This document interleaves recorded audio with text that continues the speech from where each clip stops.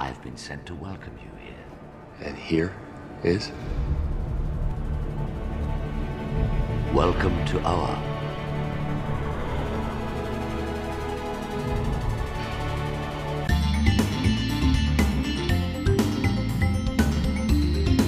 After it seems like months of a blistering advertising campaign, audiences will finally get to see Ryan Reynolds in the green suit. He's the superhero known as Green Lantern. Now, this is a DC Comics adaptation, the same company that brought us Superman and Batman, and this is not going to be nearly as heavy as either one of those more dramatic and pathos-ridden properties. We can imagine that the next Batman movie is going to be epic again. This is not nearly that heavy. It is about Hal Jordan, who's a cocky test pilot who actually had a really bad tragedy in his past. He saw his father, who was also a test pilot, get blown up literally on the runway. When he is involved in a test of some experimental aircraft, Hal almost also loses his life, and it causes his employer to question whether or not he has the intestinal fortitude to really be the test pilot that his father was. But he has a very close ally, the boss's daughter, played by Blake Lively, who we all know from Gossip Girl. She is bucking for the top job in the company and is a test pilot herself. Lurking in the background is Dr. Hector Hammond, who grew up with Carol Ferris and Hal Jordan and is now a bit resentful of the fly by the seat of his pants Hal Jordan attitude and seems to carry a torch for Carol Ferris. Meanwhile, in another part of the galaxy, an evil known as Parallax, voiced by Clancy Brown, who I don't know, people will remember from the show Carnival on HBO, or years ago played the evil bad guy in Highlander. But anyway, he gives voice to Parallax, an evil that seems to feed on fear. And it escapes from a place where it's been imprisoned, and it's making its way to Earth. As a result, an intergalactic police force known as the Green Lantern Corps are dispatched in order to try and head off and stop this evil before it takes too many lives. When the original Green Lantern officer that imprisoned Parallax is attacked by the evil entity and mortally wounded, he crash lands on the planet Earth, where he hopes to find his successor as a Green Lantern officer. And of course, his successor is Hal Jordan, who then gets to don the green ring. And once he puts this green ring on, Hal can do all manner of crazy things. Just by using his mind and the power of what they call willpower, he can cause these greenish manifestations to come about. In one very interesting or very funny scene, he turns a helicopter that seems to be crashing into a Hot Wheels car on a Hot Wheels track and sort of corkscrews its way down safely to the ground. He uses all kinds of things from his imagination, and the movie has fun with that. Unfortunately, the script does not give Ryan Reynolds enough to do. He has a few funny one-liners, but he's not nearly as witty or as colorful as, say, Tony Stark from the Iron Man movies. Also wasted is Angela Bassett, who plays a shadowy government operative who enlists Dr. Hector Hammond, played by Peter Sarsgaard, to perform an alien autopsy.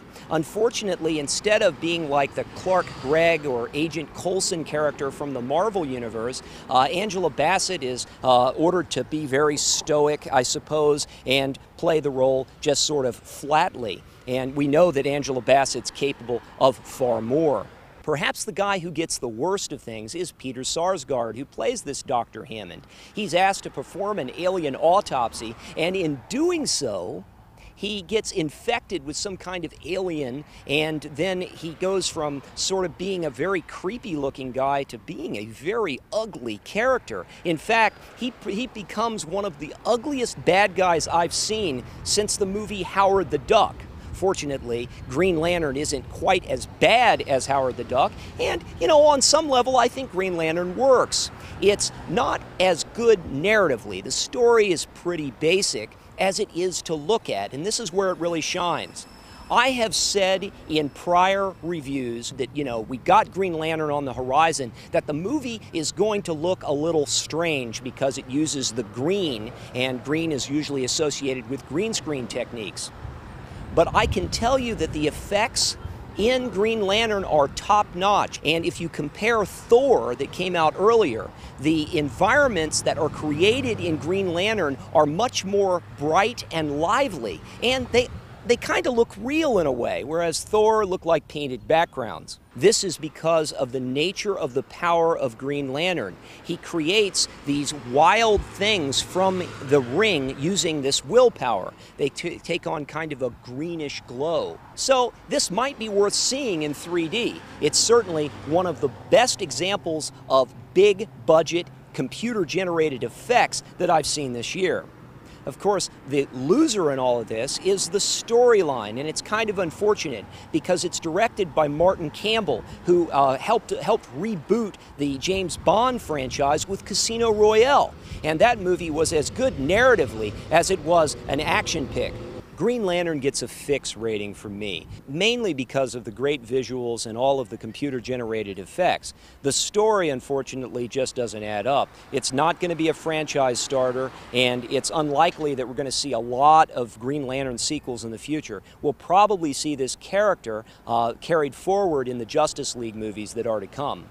One of the things that's interesting about Ryan Reynolds is sort of how he has evolved as an action and as a movie star. We saw him in the Blade movie. That's where we discovered him as getting buff and everything. And he certainly looks the part in the Green Lantern suit. We also saw him in the Deadpool in the Wolverine movie. And of course, that's the Marvel universe. Here, as the DC character, it's kind of a goofy, corny turn. It's certainly not going to hurt his career one bit, and he is very likable in the role.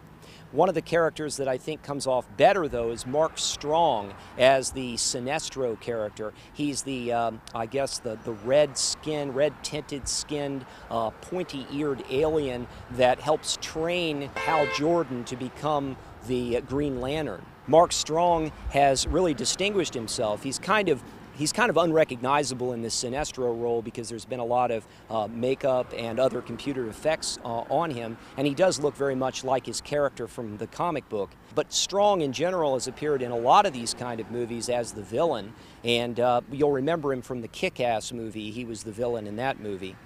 Short on story, but visually entertaining, Green Lantern glows best as a showcase for computer-generated animation and graphics.